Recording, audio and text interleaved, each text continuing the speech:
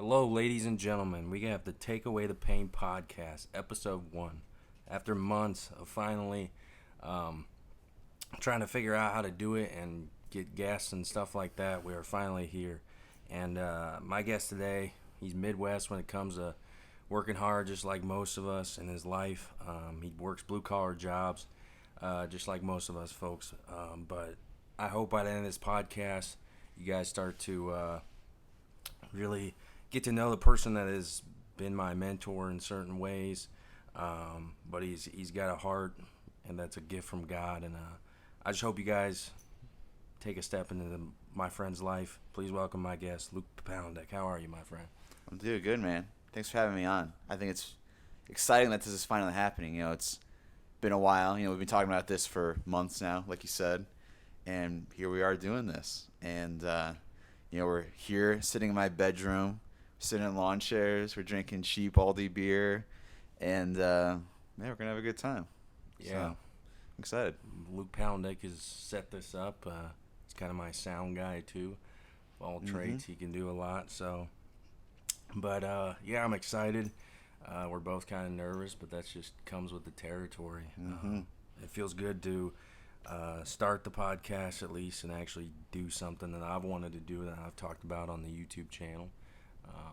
So my first question is pretty simple, but I thought it'd be a fun one to give the viewers and the listeners and people into your what you and I kind of talk about on a regular basis, which is music. All right. So my question is pretty simple, but it's who's big right now for you, listening wide? Who am I listening to right now? Well, someone I'm listening to right now a lot, you'll probably get a kick out of this. I'm listening to Lil Dicky a lot. So Lil Dicky, he's got a TV show on Hulu called Dave. It's like a kind of based on his life story, but kind of fictionalized. It's TV, so they play around with events and how things happened and to make it more dramatic and funny and whatnot. But so it's a show essentially about Lil Dicky becoming a rapper, right? It starts off, he's kind of up and coming. He's kind of had his first big viral video, and he's starting to gain traction. And then, so season 1, he's taking all these big steps to make it. And then, season 2, he's kind of gotten there. He's signed to a label. He's recording his debut album, but then it's all the trappings of fame, right? He has writer's block, and he's nervous about how people are going to perceive the album, and there's a lot of stuff going on. I don't want to spoil a whole lot about the show, but one of the cool things about the show is there are little snippets of songs in nearly every episode. Just him freestyling or more a more polished song that he's got going on. And so I've been listening to those little snippets, which is kind of weird because it's not on an album. You won't find this on Spotify. There's bootlegs on SoundCloud and YouTube and whatnot of these half songs. So I'm listening to these half songs on YouTube, and I'm really liking them. He's got some catchy stuff. He's got some bars. He's funny, and I'm just waiting for him to drop an actual album or something. At least I'm just man, just finish one of these songs and give me a single or an EP or just something. Me and other fans of the show are just begging yo, can we get more of this? Because what's on the show is great. So yeah, I've been listening to Lil Dicky. Outside of that, let's see who else dropped recently or who else I've been listening to. One of the problems I've run into is about a month ago my car radio broke, and I think I told you about that. It started staticky, popping, really just unpleasant noises. So I pulled out my car radio. It's actually right down there in the corner of my room, because I just was so annoyed with it. It's hard to enjoy music when you hear noises every minute, right? And so it's been hard for me to listen to a lot of music while driving because I don't have a car radio. I just play stuff off my phone. But besides Little Dicky, what else have I been listening to recently? I feel there's more. Well, I mean, just this summer, like early this summer, I listened to J. Cole's mixtape, The Off Season, which was really good. I listened to Tyler, the Creator's album, which was Call Me If You Get Lost, which I thought was also really well done. And there's been others who have dropped. I guess I'm just waiting on Kanye's new album. Perhaps you know about that? Yeah. What's been going on with Kanye? Yeah, so it was supposed to drop twice. Mm-hmm. So he had an album listening party late July on a Thursday night. So people think, okay, like listening party Thursday, drops the album Friday, right? Because if you don't drop the album the next day, people are recording it on their phones, right? Mm-hmm. So if you don't drop it, then there's going to be a bunch of bootlegs out there. And you don't want that as an artist. So we think, okay, it's dropping on Friday. Turns out, no. Like a day or two later, they announced, like, actually it's going to drop on the 6th or the 7th or whatever like 2 weeks from the other day. And so, okay, like, oh, he needs more time to, like, perfect it, whatever. Okay, cool. He has a second album listening party. And they're like, okay, now he's going to drop it. But no, the Friday comes again, no album, and now we haven't, like, heard anything. Like, Kanye, nor Kanye's publicist, nor really anyone in his camp has said anything definitive. Like, okay, the album's actually coming out on the 20th, or it's coming out in September. Like, he hasn't said anything. So, and apparently he's done stuff like this before, where he says, okay, it's coming out on this day, and then it doesn't come out on that day. Cause like, it's like, oh wait, I gotta fix it, or oh wait, I gotta like change this song, or oh wait, like The Weeknd's gonna now sing on it, right? And so, who knows, man? I love Kanye, and I feel you probably already know that. Yeah. Kanye is one of my biggest influences as a music creator, but no album to speak of yet. So. Right. Is it another Christian album that he's trying to drop, or is it just a regular Kanye album? Yeah. So, I don't think it's gonna be as. It's not going to be as, like, God-centered as the last one. Like the titles of, like, every song on that last one was, like, On God, God Does, God Is, right? Like, it was a little too much, like, okay, we get the album's about Jesus, right? Jesus is king. But, like, the titles seem kind of, like, cheesy in a way. It's like, okay, God is, what is God, on God.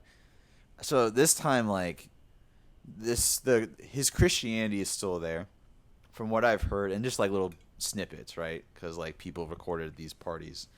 Like I've heard little snippets. There's definitely he talks about God on the album, but I think another big aspect of the album is like him being autobiographical. So like he has a song about. So he ran for president, right, in 2020. Yeah.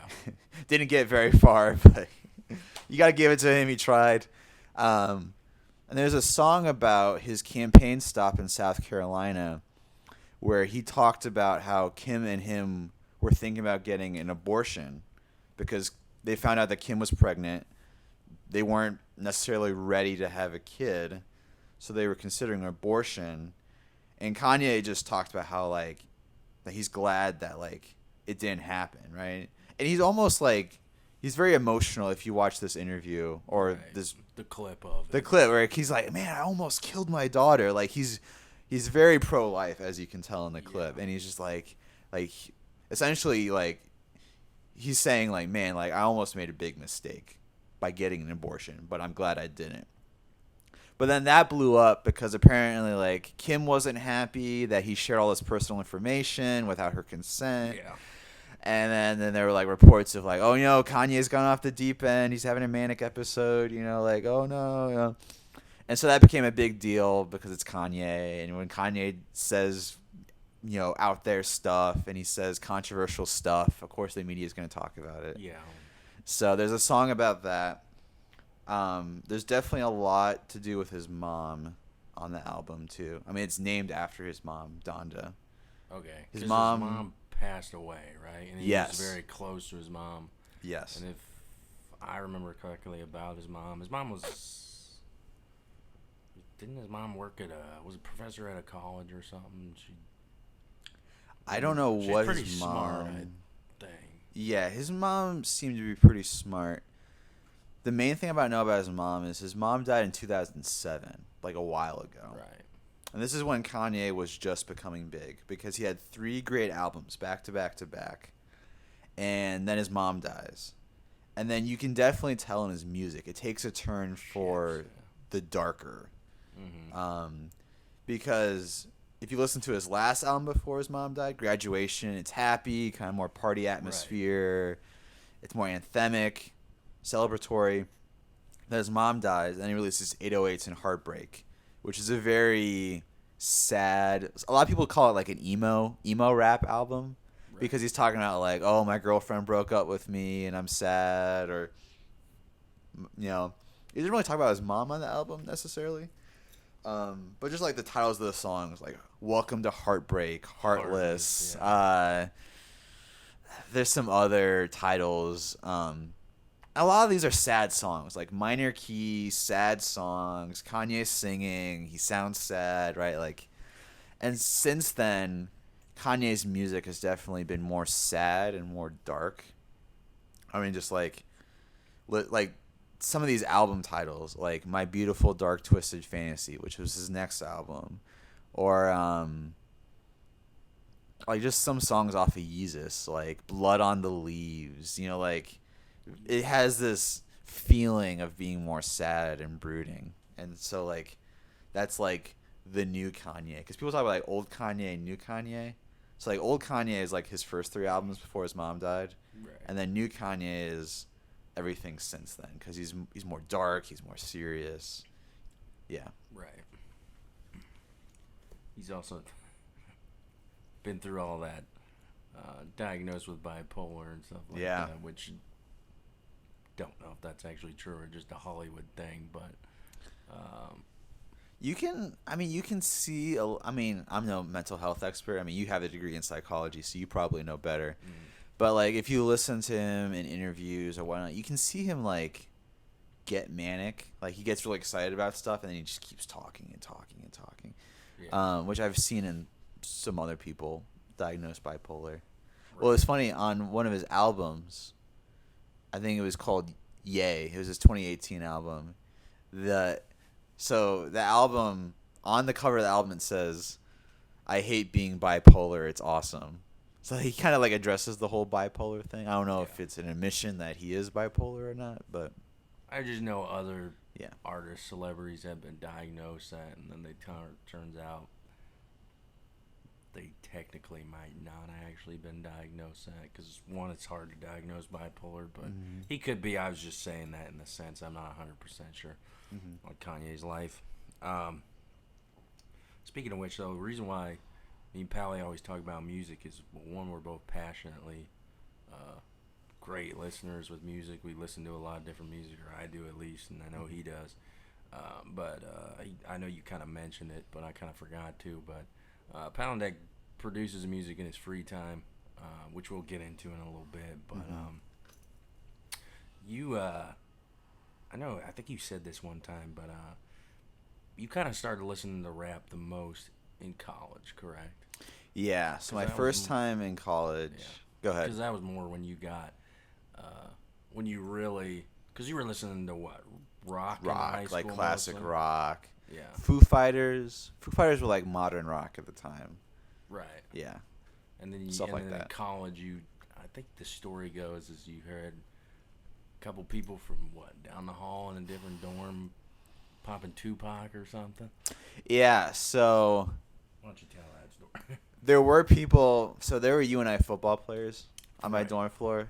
They were playing like Fetty Wap, like "Okay, what's up, hello, seeing your pretty face," like that song. You remember that song from like 5 years ago? They play that song like nonstop. So like that was some exposure to hip hop, but I think the main exposure came through my roommate. There was a guy named Alex. He was a random roommate who actually was like a really good fit for me. Like we just got along really well. So shout out to Alex. He's probably not listening to this, but He knows who he is. So Alex, I mean, he was very different from me, but in good ways, because we didn't really like argue or fight over stuff. Like mainly we brought our different stuff to the table and shared with each other, right? Like he shared hip hop with me, and I shared other things with him. But one of the things he showed me was Tupac. Well, one, because he played a lot of GTA 5, Grand Theft Auto, and one of the songs in the video game is "Ambitions as a Rider," which is a Tupac song. It goes, "I won't deny it, I'm a straight rider. Got the police looking at me." And I was like, "Ooh, that sounds good." Like, it just had like a different feel to it than like hip hop I'd heard in the past. Cause like, for me, like hip hop was like Soulja Boy. Right. Like, I remember like hearing Soulja Boy when I was in middle school. Like, Yeah. you know, like that stuff. And it just sounded cheap and kind of gimmicky, and I didn't really like it a whole lot. But then when I heard Tupac, like, it was more musical. Like, the beats and the arrangements were more musical and more interesting. Right. And then just the guy's voice. Like, the guy has like a voice that like demands that you listen to it. Yeah. Like, it's deep, but it's not like Biggie. It's like, it doesn't sound like a fat guy. Like, oh, you want Biggie Smalls? It's more like it just has like a lot of presence to it, and it demands that you listen to it.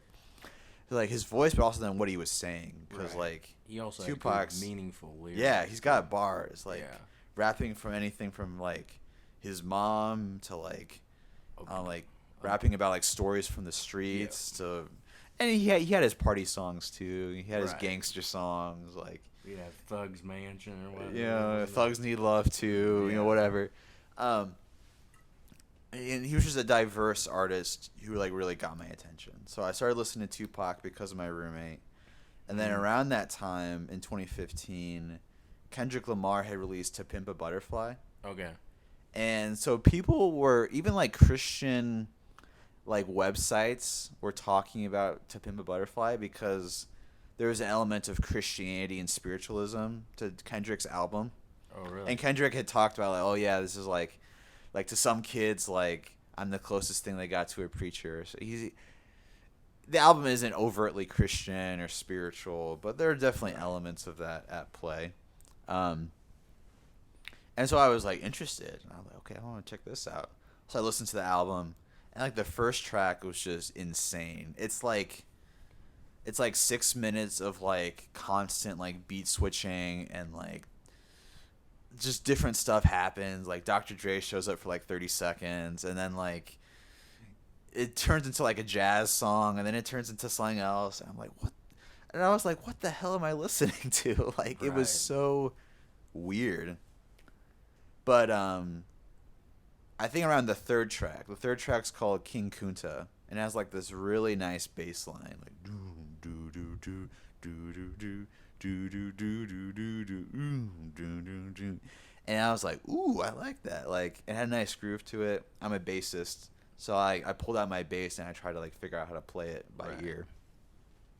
And by then I was hooked. Like, and the great thing about the album was like, there's a poem. You listen to the album, right? Not the whole thing. But okay. King Kunta, I've heard that song. I've heard some of them. You know, I'm not a giant Kendrick guy, but I've heard some of his songs. I think I heard more of his songs on, what's his other one? DNA? Was that the next one that came out? Oh, yeah, Damn. Or Damn. Yeah, I just can't remember. DNA is an album off of Damn. Okay. Or a song off of Damn. But the thing about the album, it's like a narrative, right? And it's linked together by this poem, which Kendrick Lamar reveals part by part. So it talks about, like, I remember you was conflicted, misusing your influence. And then there's a song. And then after the next song, he talks about, like, sometimes I did the same. And then there's a song about that. And then, like, he just keeps going and going. And so, like, for me, as, like, a casual rap listener, it was easier to follow along the album because there was like these signposts, right? There's like, oh, hey, this song is talking about this. This song is talking about that. Because Kendrick Lamar is rapping so many words, and it's going by pretty quickly. Like, if that little poem wasn't there to like kind of lead into the next song, I'd be like, what is he talking about? But it made it easier for me to follow along because of the poem that's throughout the album. Yeah. And because of it, I got more out of it. And I'm like, man, this guy's a genius. Like, this is a masterpiece. Like, and in my opinion, it's one of the best hip hop albums of all time, if not the best hip hop album of all time. So I had a very great introduction to hip hop between Tupac and Kendrick. And then from there, I just kept branching out. Started listening to guys like J. Cole and Kanye. I had been listening to Kanye a little bit before, but more so after my love of hip hop developed, I got into Kanye, and I'm like, man, this guy like the production, but also the rapping was both really good. Yeah. And then just branching out from there, even like Christian hip hop, Lecrae, Andy Mineo, like those guys, man, those guys got bars. Like those guys are as good as any mainstream rapper out there, in my opinion. And then from there, it just kind of blossomed and developed. And so you wanted to know more about like making hip hop too, right? Yeah, I was on. My next question was also like how you went from, because you're a big listener now, and Yep. you obviously have just talked about how you grew into listening to it, but like when did you start realizing like I could, make beats for a hobby? Because you actually you've made some music, produced some music for people who actually really are the artists who actually want to make it into the industry. But for you kind of do it as a hobby, but if it sticks, it sticks, obviously. But Yeah. when did you start, like what clicked in your head one day where you're like, I'm just going to start making beats and see how it goes? Or have you always fooled around like that? Yeah, so I've had a MacBook Pro ever since 2012 when I went to college the first time. And so on MacBooks, there's a program called GarageBand, which is like a music recording, music workstation type thing. Yeah. And so I started messing around with it in college. Originally, it was just with rock and roll songs, like, because like you could like put in a drum loop, and then you could like record some like guitar or bass over it. And for me, it's just very rude. I didn't even have microphones. I would just like record using the microphone built into the computer. Yeah. And just like lay down some like acoustic guitar, and then like put it through like in a filter to like make it sound distorted like electric guitar. But it sounded like crap because I didn't have the software. I didn't have the technology to do it right. Right. And so I was like making rock songs and kind of fooling around. But then one day, I think I was just messing around with some like piano sounds or some keyboard sounds, and I heard a sound that sounded like a Kendrick Lamar song. So I hammered out a couple chords, and then I came up with like a bass line, and then I recorded the bass line using the keyboard, and then I found like a drum beat, and it all just kind of came together in the course of like half an hour. Like I made a beat, and I was like, oh man, this is sick. And then actually I had a friend like record a guitar on it too. And so like I had like my very first like hip hop beat. That sounded like Kendrick Lamar a little bit. Not really. I mean, kinda. It wasn't bad. It wasn't great. But from there, it was like, oh, I want to do more of this. And like hip hop lends itself to like being made on your computer, because like Right. it's more like keyboard based. It's not so much guitar based. Because I didn't have the technology or the stuff to like record guitar, record good guitar, but I could like get out my little keyboard and like play stuff, and then that would go to the computer, and then you got like you got chords, you got bass, you could mess around with like drum machines, and that's hip hop for the most part. And so I started doing that. I started making beats every once in a while as like inspiration hit me. And really a lot of the beats that I made early on, like a lot of them weren't very good, like because I was just kind of figuring out what I was doing. Right, you just starting out. But I watched more YouTube tutorials. I saw other guys make beats, and I took inspiration from that. Guys like Pat Ryan was a YouTube channel I loved. He's not doing it anymore. Another guy named I forget what his real name is, but his YouTube name is I'm a Music Mogul, and he was like he like show you how to like make like this is how you make the beat to Eminem's Lose Yourself, or this is how you make the beat to Drake's whatever Drake song was popular, right? Like this is how you make the beat to Future's Mask Off, right? Like he would show you how to like make the beats to these songs, and I would kind of pick up on like, okay, like a lot of songs have like this sort of pattern, these type of hi-hats or whatever. And so I just kind of like soaked up knowledge from YouTube and from others, and just kept making beats. And then, so I got to the point where I felt confident in what I was making. I started putting stuff on SoundCloud just to like show people what I was working on, and got a pretty good reception to it. People were like, "Oh man, that's cool. I like it. You know, that's sick." Just little comments here and there. I was like, "Okay, cool." And so I knew a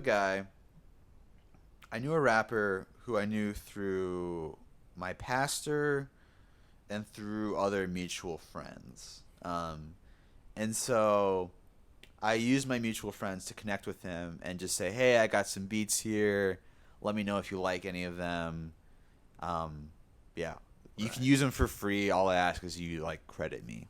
Yeah. And he took them, and like pretty quickly he was like, "Oh man, I like this one and this one," and then he like wrote a song to them, and he sent me something like within a month or two. Like it felt like it happened pretty quickly, where he found a beat he liked, he started writing to it, and then it was January 1st, 2020, right before the world went to shit, that that he released the song. And that was kind of like my first song that I produced that was out there. It was just like a 2-minute thing. It was called 1029 Freestyle. And essentially it's more of a freestyle than like a song, right? Like there's not much of a hook to it. It's just him rapping. He just got on the beat. He just got on the beat, started rapping, and honestly, his bars were good. I liked it. Right. So the guy's name's Carlos. So shout out to Carlos. He's probably not listening to this, but hey man, you never know. You never know, right? Carlos did well on that, and from there, that inspired me to just keep finding artists and keep doing stuff. And so then, it was shortly after that. It was maybe a month or two later that. So one of my best friends, a guy named Keegan Barrett, which is also a friend of Phil's. Yep. His brother is someone I met through various things, but I especially got to know him when Keegan got married about 2 years ago. Right. So I met Wayne, Keegan's brother, and like we exchanged Snapchat. So like we were friends on Snapchat. I'd occasionally like look at his stories. And so one day he's like singing on his Snapchat story, like some R&B stuff, right? And I sent him a message. I'm like, "Hey man, if you like want some beats, let me know. Like we could do something." Right. And he's like, "Oh yeah, actually I'd like that." So I sent him a few beats, and then once again, like pretty quickly, like he takes one of the beats that he likes and he writes a song. He's got a hook, he's got a verse, and I'm like, "Oh man, this is good." And then from there, like it just kept going because he's just someone who has a lot of ideas. He's a great writer, very creative. And like he'd ask for like certain types of beats, like, "Oh, like give me a beat like The Weeknd, or give me a beat that sounds like this." I sent it to him, he'd write something to it, and we just kept going back and forth. And we've written, or he's written, I want to say like maybe 7 songs to like different beats I've made. So like he's got something there. Like the guy can write, the guy can rap, the guy can sing. Like he's definitely like multi-talented and really cool. So shout out to Wayne. Maybe he's listening to this. You never know. Yeah, he might. But if Keegan listens to it, he'll probably send it to him. Yeah. So yeah, started working with Wayne, and then from there I've met other people and we've done stuff. It's kind of hard to meet people who are like rapping and singing in Iowa. Right. That's the thing. Like, I met Carlos, I met Wayne. There's maybe a few other people I've been working with, but it's kind of like there's also, sporadic. Yeah, there's also not a lot of people who come out of Iowa who make it in the rap scene because, I mean, we listen to rap here, but it's kind of there's not much of a scene. Maybe you could say there's not much of a scene for hip hop in Cedar Falls, Iowa. No. Trust me, I looked around. Like, I went on SoundCloud and looked up, like, Cedar Falls, Iowa, Waterloo, Iowa. I didn't find a whole lot. So, yeah. I mean, Chicago's not too far away. Chicago's got a pretty big scene these days. Yeah. Thanks to Chance the Rapper and some other guys. But Iowa, not so much. Yeah. There's not many rappers that are super well known in any parts. There's probably like one in Des Moines. In Cedar Rapids, it was I don't know if you ever heard of this guy because he's probably about my age now, and he moved from Cedar Rapids to Kentucky maybe, or something else. But he went by the rap name of Semi-16s. Did you ever hear anything about him? Never heard of him. He was T-Bell showed me him. Okay. Back when we were hanging out, when I used to live with Keegan and stuff, and he was like, yeah, he was sort of popular. I think he opened up for I can't remember what the original guy he was supposed to open up for, but I think Lil Wayne came to town and he opened up for him. That's pretty big. Opening for Lil Wayne, yeah. And he's done a couple songs with. He's done a song with the Baby, and dang, and I think that Stunner for Vegas or something like that. Yeah, does that name sound familiar? I know who you're talking about. I've listened to a few of his songs, but he's like shown up on stuff that other people that I listen to have put out there. Yeah, so I mean I feel he still isn't huge by any means, but I think he created somewhat of a following, and I know I had other friends that used to listen to him. I mean, he actually came to a guy that I went to high school with, funeral, a friend of mine who passed away of cancer, so that was kind of cool, but that was the only one I really know. I'm sure there's probably one guy in Des Moines somewhere out of the blues, like popular, because Des Moines is a big metro area. Yeah, well, funny you mentioned that. There is a group in Des Moines, it's two guys. They're called Gold Revere. That's their name. They actually went to the same high school that I did. Right. And they have several songs that have like over 1 million listens on Spotify. They're like hip hop, R&B, pop. It's a bunch of stuff. It sounds like, I don't know, kind of like what's that one group? Like the group that does that song Sunday Best, Surfaces. It kind of also sounds like Arizona Zervos or whatever that guy's name is. Like Roxanne, all she wants to do is party all night. You know that song? Yeah. It kind of sounds like that. Kind of like hip hop, pop. They're trying to get R&B. Kind of all mixed together. A little bit of club music. Yeah. Like, they've had a few big hits. Like, I think one of their songs became a dance on TikTok. Oh. So that, that's how you get famous these days, kids. Yeah. You make a TikTok dance.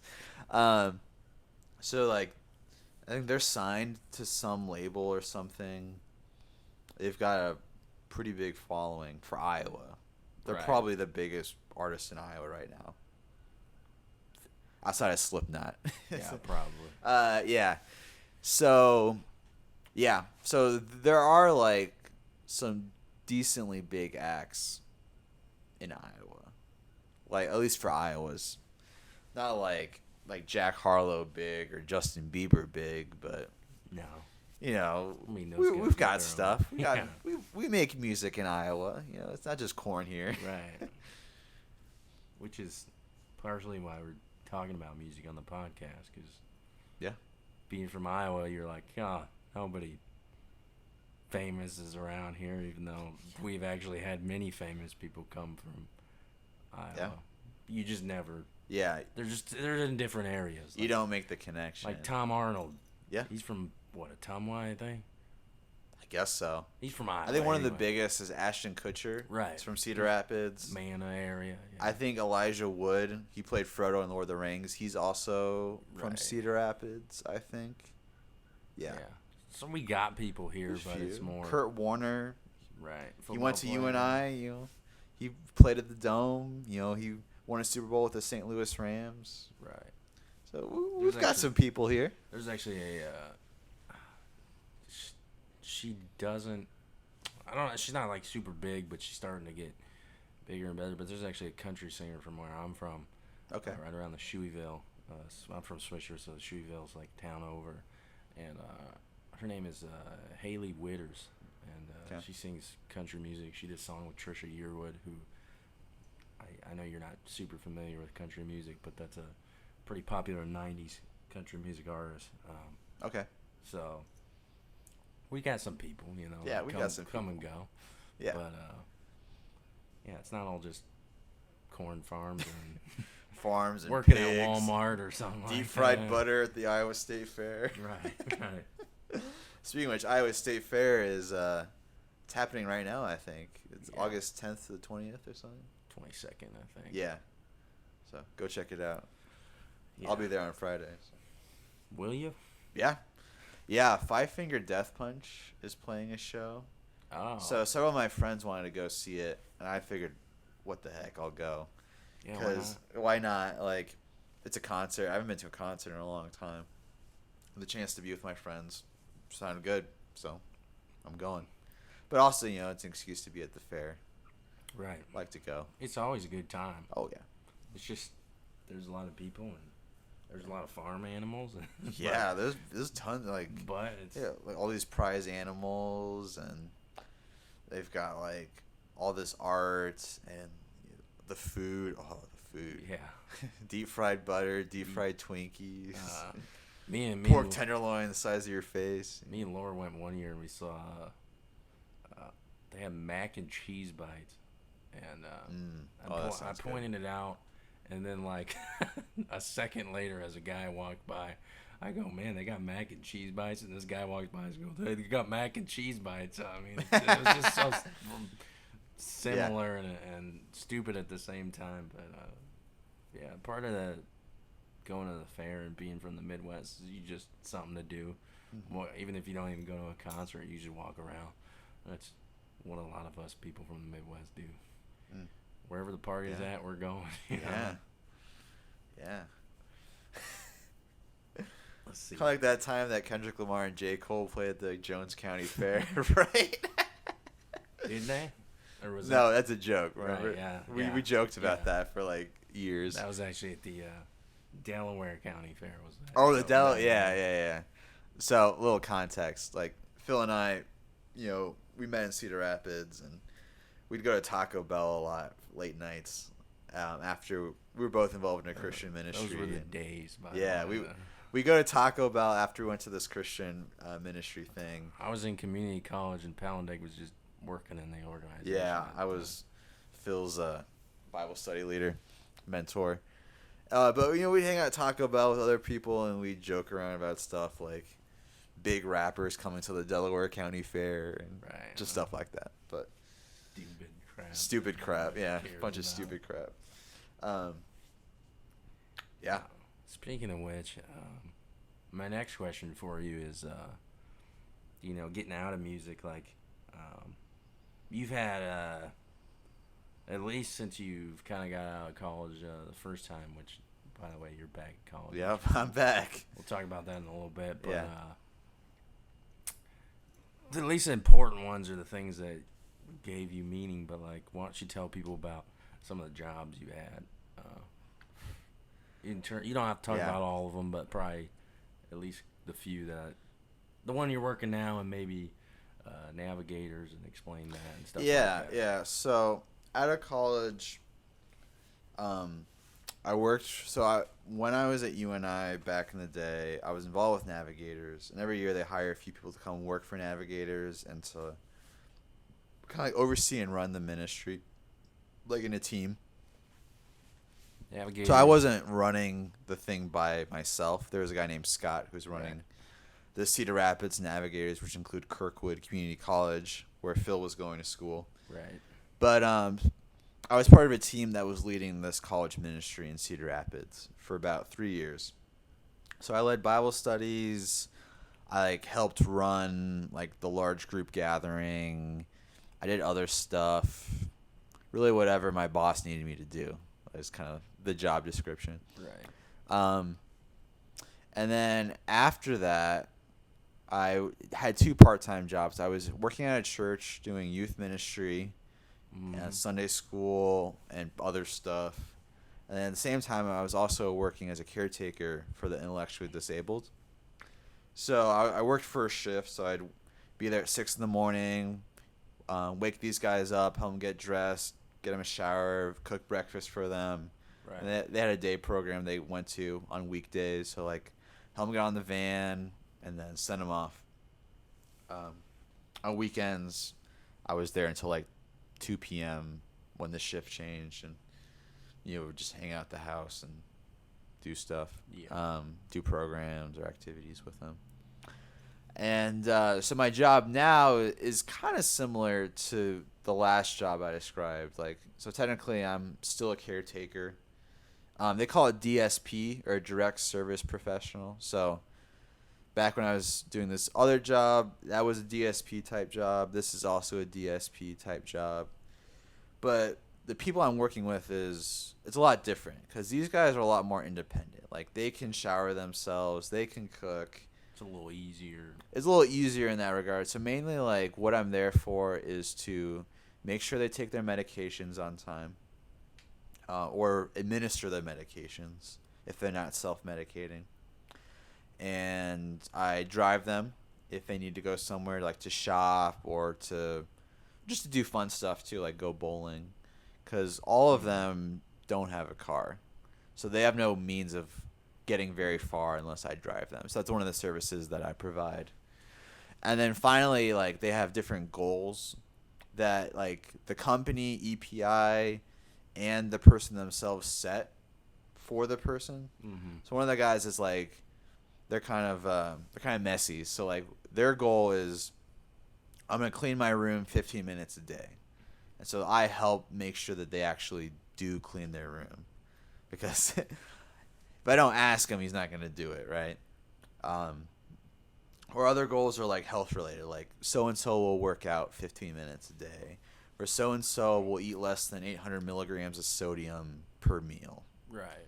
Some of these are kind of hard to track, because real ticky-tacky stuff. It can get ticky-tacky where it's yeah, but it's all important because of the clientele that you work with, right? Because especially the food stuff and the health stuff is important for their health, right? Because if you're not taking care of yourself, and if you're not watching what you eat, and if you're not getting exercise, then all sorts of health problems come up. Diabetes, the list goes on, being less mobile because you have arthritis, or whatever, right? Mm-hmm. I can't get into the details of what these people do necessarily, or what they have condition wise, but yeah, a lot of them have either mental or health related problems that I help them with. And so my job is to help them, to be there for 5 hours or 8 hours or however long my shift is, and to help them. Also just to be a listening ear, because some of them, a lot of them honestly are kind of isolated from the community at large, because they can't drive. Because of their mental health conditions, it's not so easy for them to make friends as other people. Yeah. So then I become a sounding board for a lot of these guys, where they'll tell me about their problems, or maybe their hopes, their dreams, whatever. I'm there to talk to them. engage them in conversation, kind of direct them onto like what's healthy and what's good for them. And that's my job. That's what I do. Yeah. I imagine kind of all three of your jobs combined, or that you've done in the past, and your current one. You kind of, I mean, it's obviously, you and I both know this because I also work in a different type of mental health, but it's a lot of heartfelt hard work for not a ton of pay, right? But it's also like very meaningful if you have a good day or the person that you're working with succeeds. But how did you kind of gravitate towards all those jobs? Did it just kind of happen that way, or? Yeah, so my mom was a nurse. So back when I worked in Cedar Rapids as a caretaker, my mom was a nurse in the same company that I ended up working for. That's right.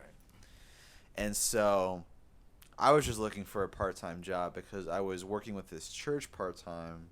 It wasn't going to pay all the bills, so I needed another source of income. And I knew my mom worked there, and I knew like I had a connection to potentially get a job there. And I just enjoy people and working with people. And I thought, yeah, this could work out. So I did it. Ended up liking it. Liking more working with people than working with my coworkers. Like some of the coworkers I had with my first caretaker job were not very pleasant people, but I won't go into that too much. But the thing about this job now with EPI is that I mainly work by myself. Like it's me and then like the 4 guys who live in the house. Right. There's no other staff, so I can kind of set the tone of how things are going to go, and I try to make things respectful, and I try to give the guys their space too. I know the guys appreciate that, like I'm not like on them 24/7, like, oh hey, did you take a shower today, or hey, like did you eat your vegetables today? Like Right. Like I try to make sure like that they're making good decisions and whatnot, but like I try not to like shove it down their throats because they don't like that. And honestly, like who likes that in general? So just try to have that balance of, all right, there's stuff that needs to get done, but I'm not gonna be super forceful or super heavy-handed with that. Yeah. It's a very interesting job. We swap stories most of the week.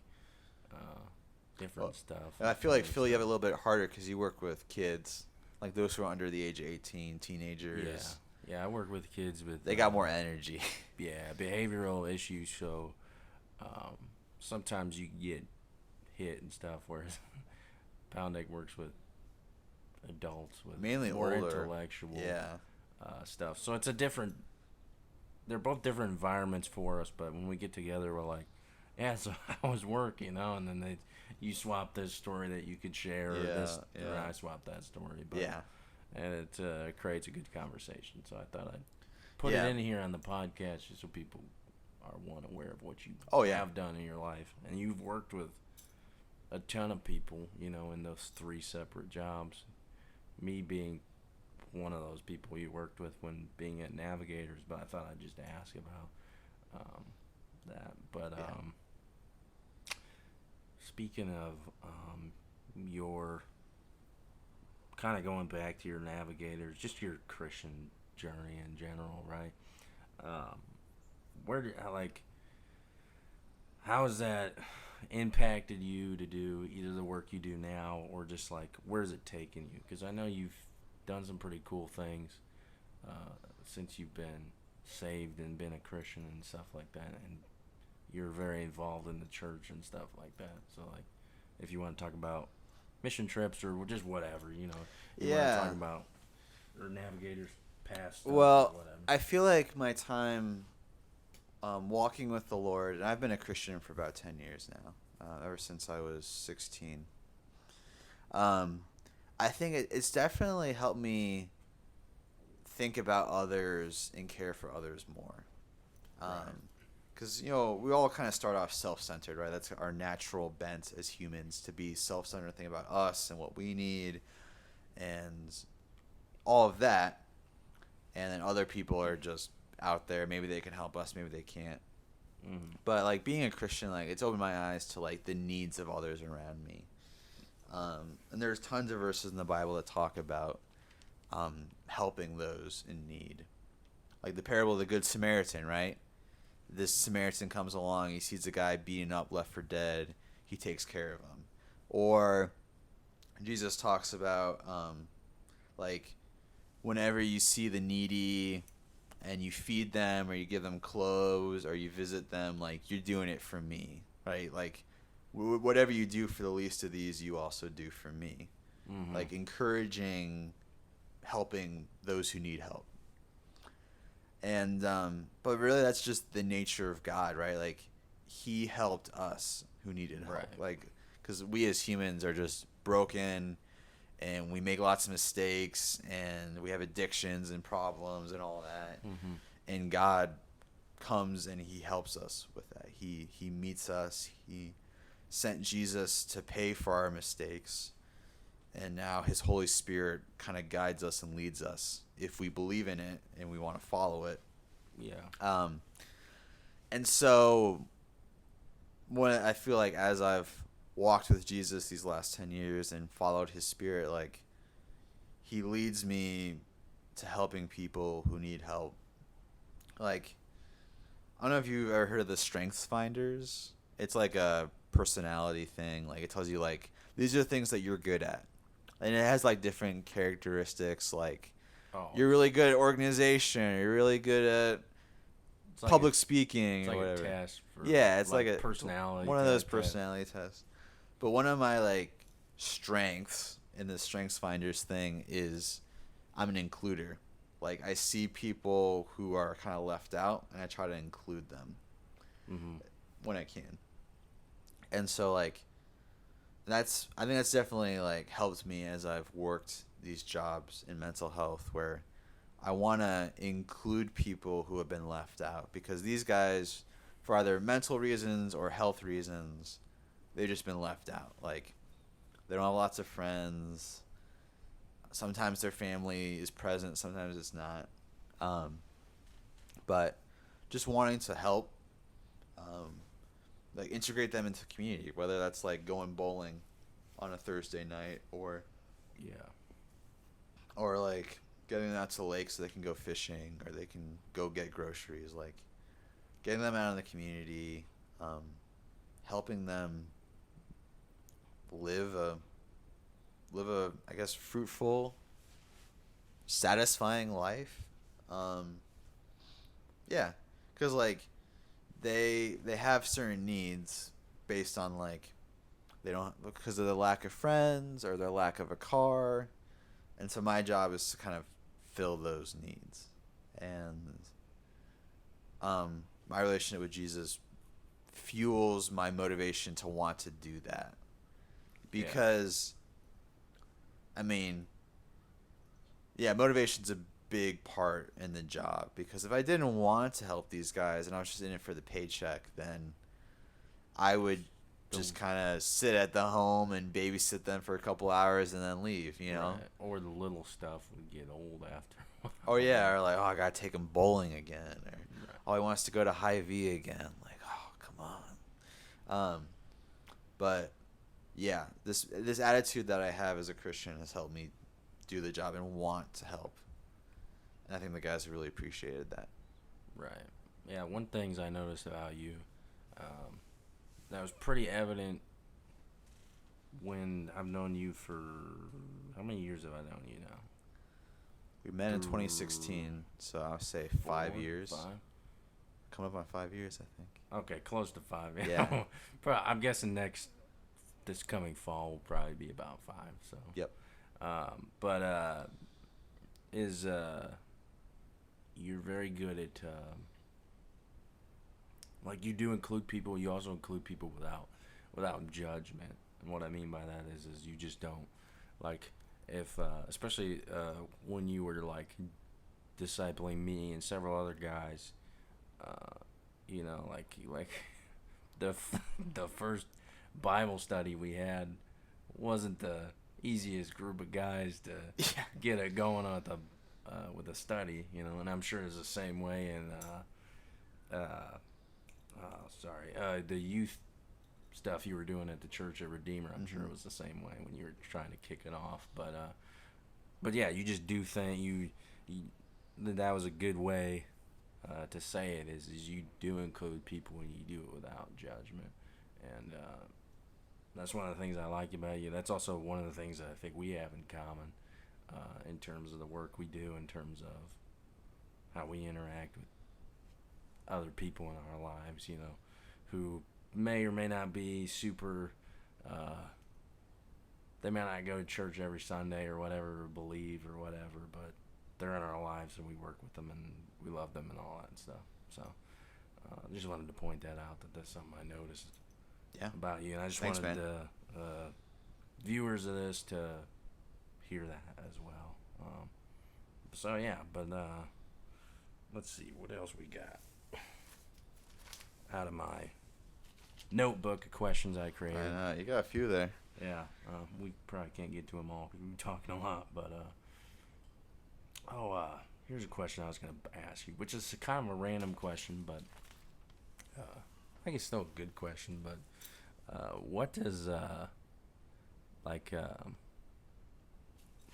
where's that? Okay, here we go. So like in terms of like success dreams, like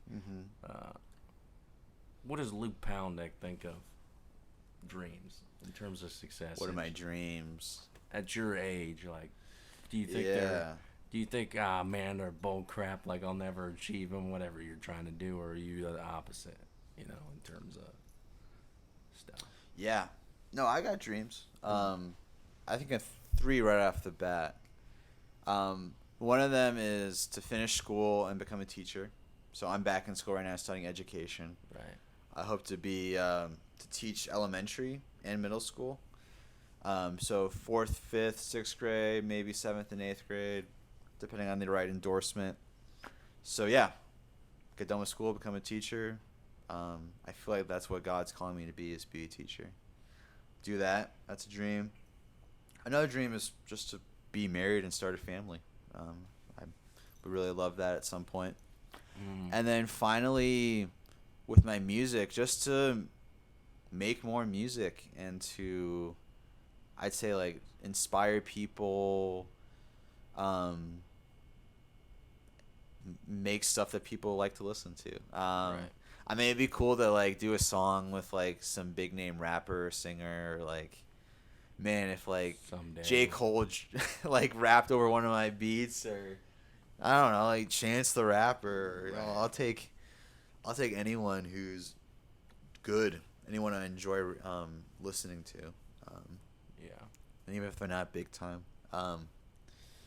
Yeah, or just ones that can make it someday off of your beats. Like, who knows? Maybe Wayne makes it. Like, I feel like Wayne has the talent to make it.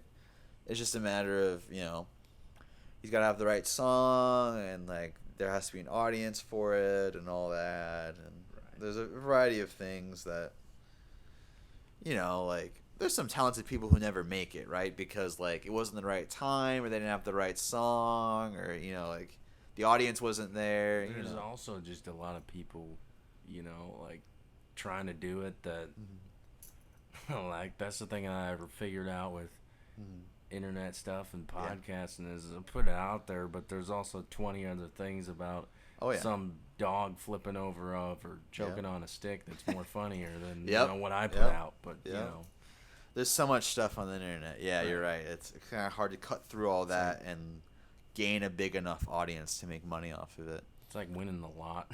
Winning the lottery. Yeah, like, and there are some guys who've done it. Hats off to them.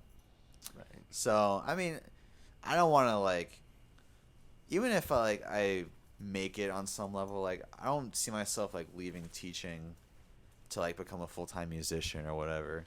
Like, it'd be fun to, like, tour and, like, maybe over summer break when I'm not teaching, like, go out, play a few shows with whoever I'm working with. But But I don't see myself leaving teaching. I feel like there's that, like, being in the classroom and helping the next generation is important, and so that's something I'd like to do. You feel like teaching is probably going to be your main passion. Yeah. How did you, I think you probably told me a while back before you went back to school for teaching, but how did you come across the fact that you're like, man, I want to teach? Like, I can't remember exactly how you kind of started that. Yeah, so it started, I mean, when I was with Navigators, like, I taught here and there. Like, when I was in Bible study, I was teaching you and Keegan and other guys, right? That's true, yeah. Like, leading discussion, but also teaching at the same time. And then I did, like, a few, like, teaching sessions for, like, the large group gathering. I get up and speak to everybody. Right. But when I was doing youth group, that's when I really got, like, a passion for teaching, because so I was teaching these kids, like, out of the Bible, different lessons. I just enjoy just, like, the getting up there, teaching a lesson, and then, like, breaking to small group discussion and, like, kind of hashing it out and helping them understand it. And I just liked working with kids, because youth group, I was working anywhere from, like, 4th, 5th grade up to, like, 8th grade, 9th grade. That was kind of the group I was working with, and I liked the group. You know, it was a lot of energy, a lot of excitement, right? The kids got a lot of energy, right? And right. I'm someone who feeds off someone else's energy, right? And so when they got a lot of energy, that gives me energy. And so, yeah, just enjoyed all of that. And my leaders, the ones who were overseeing me, were like, yeah, you got talent for this. Like, you should consider doing this. So even when my internship with the church ended, I thought, like, well, how could I continue this passion? And a very natural next step was to become a teacher. And, you know, I moved up to here to Cedar Falls, and, you know, UNI is just down the block, and it's a great teaching school. So everything just kind of, like, worked out in this perfect storm where I ended up back in school. Right. Yeah. Probably God made that happen. Yeah. Because honestly, when I moved to Cedar Falls, like, I wasn't thinking about going back to school. But within, like, a month or two, it just kind of hit me. Like, it's like lightning, right? It just struck me. I was like, I should study education. Because, like, you know, like, people had told me, like, oh, yeah, like, we enjoyed when you were teaching at youth group. And people said, like, you got a skill for this. And I hadn't connected the dots until, like, one day it just kind of hit me. Yeah. And I was like, I should teach. UNI is right down the street. I mean, I went there before. It'd be easy to transfer back in. Yeah. Get another degree. Get out there and teach. So. It's usually how it goes sometimes. It's just Yeah. The light bulb goes off. One thing I should say is, you know, like, you might get into schools, you probably won't get a very many kids that are like the kids I work with now. Oh, yeah. One thing I wouldn't always recommend this to somebody, but since you're going to teach, you know, maybe try working at a place where I work at for maybe a month or something, just to see how it is, because you never know. You know, I know for a lot of kids, when they go to school, you know, that's the safer place sometimes than being at home. So, like, maybe working with the kids that I work with for a month or whatever, just to see, you know, how trauma's impacted this part of their life or that part. Art and behaviorally this, because you might have those kids in classrooms and you're like, oh, yeah, if you could work with them now that you're still kind of in college and you're trying to figure that out, you know, it could be like, oh, this kid's in elementary school, he's just got too much energy, he's routing around. Well, maybe he's got ADHD and this and that, you know what I mean? So, but just a thought or an option. But oh, yeah. And I thought about doing, like, a summer camp this summer, working with, like, inner city kids, right, or that could work too. Different types of kids, right? It didn't work out this summer. Next summer, I'm thinking, especially as I get closer to graduation, like, yeah, that'd be a good experience to have. You're right. I think they got I think in Waterloo or something, they got the Boys and Girls Club. Even that, just something that's tougher than just, I don't know. I just think, you know, I already work with tough kids, so I'm just in a different profession, in a different light, but I just thought maybe to help you in your future teaching career, but yeah, no, I get that.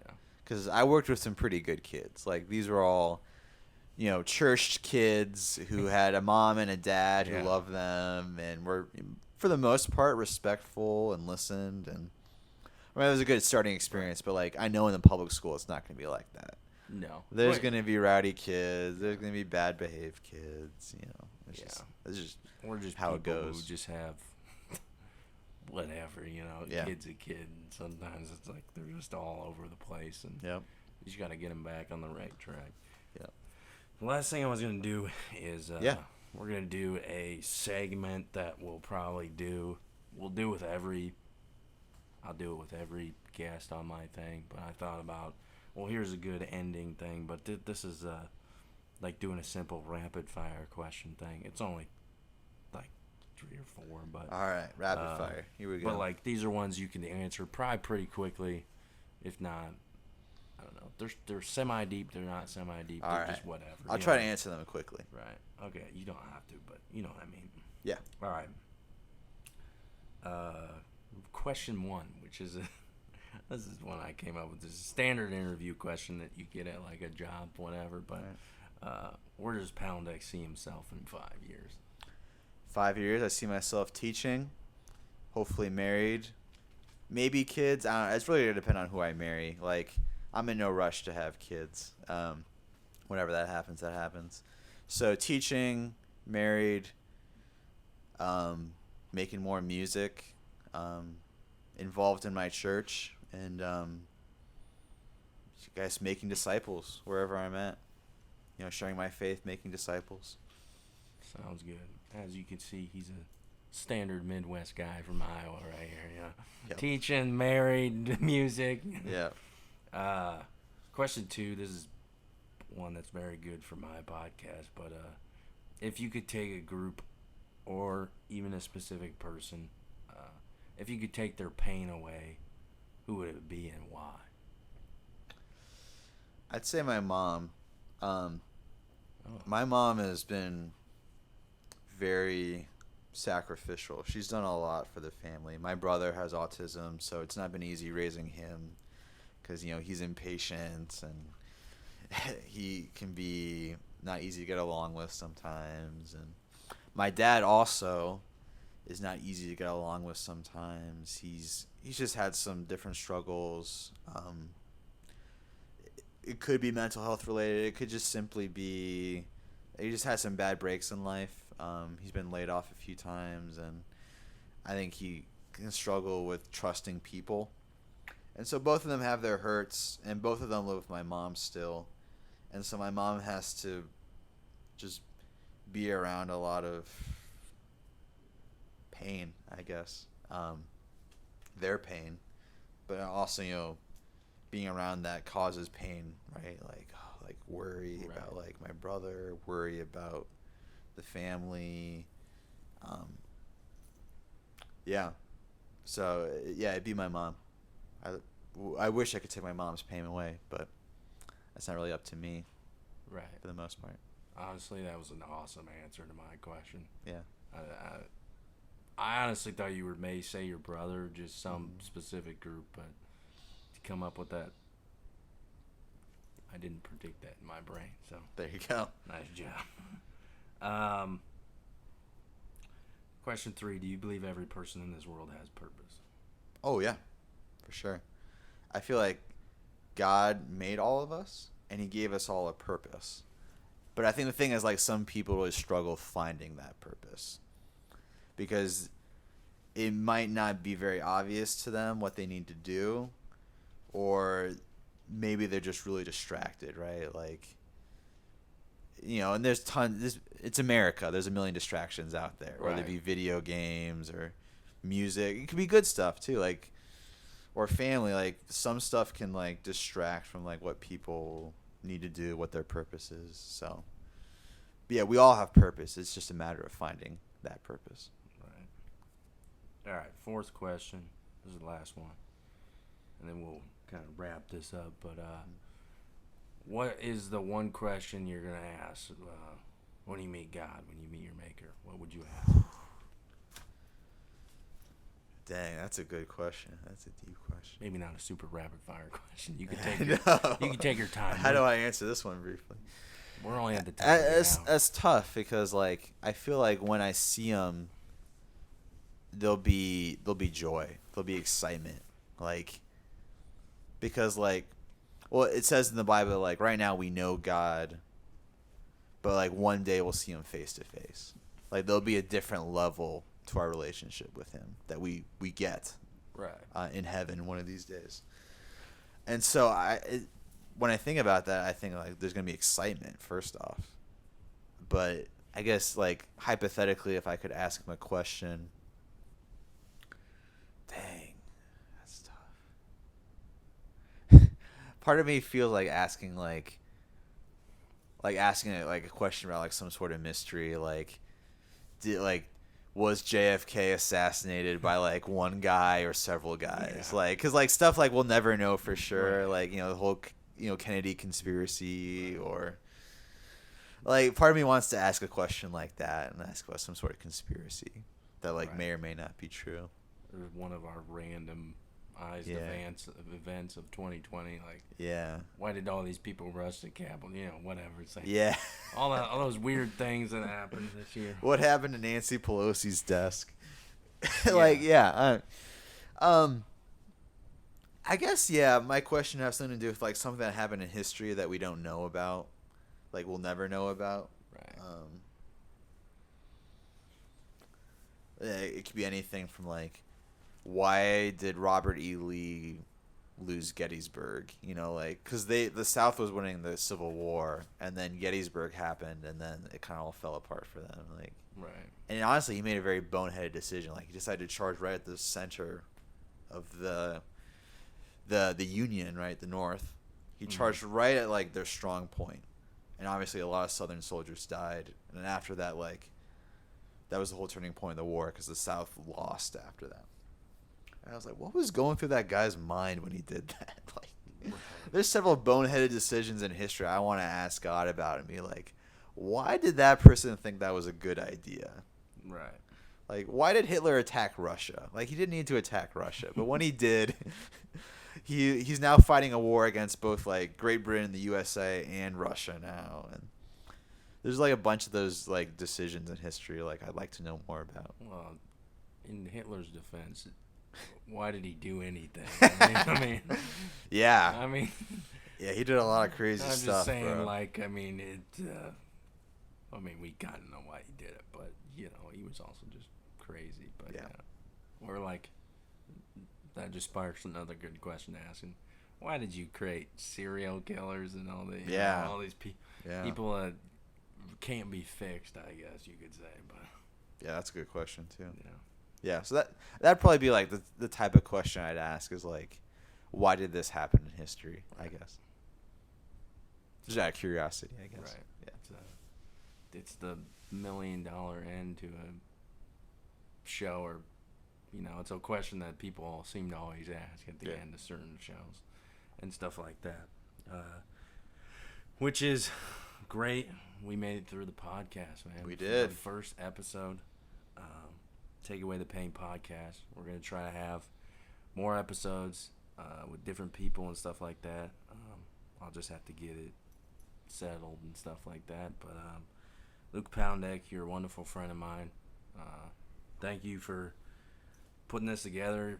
Palendech did all the sound work. I didn't even do anything. I just showed up. But sat in a chair. I had a good time. But Take Away the Pain podcast. Thank you for coming on, and I hope everybody out there. I hope to at least, if anything, it took the boredom away. If not, it took your pain away. Anything like that, because that's kind of what the podcast is designed to do. It's designed to have entertainment. It's designed to have a good time and hear about somebody else's life, and also give you joy and take away whatever pain and stress you have in your life. So. That's Take Away the Pain podcast. Cheers, my friend, if we can reach it with our empty beers. Yes, sir. Very empty bottles. Midwestern podcast, I'd say. That was pretty good. We're both sitting in lawn chairs, but Take Away the Pain podcast. thanks for listening, everybody out there. Anybody out there who's listening, thank you so much. We enjoyed doing it. Mm-hmm.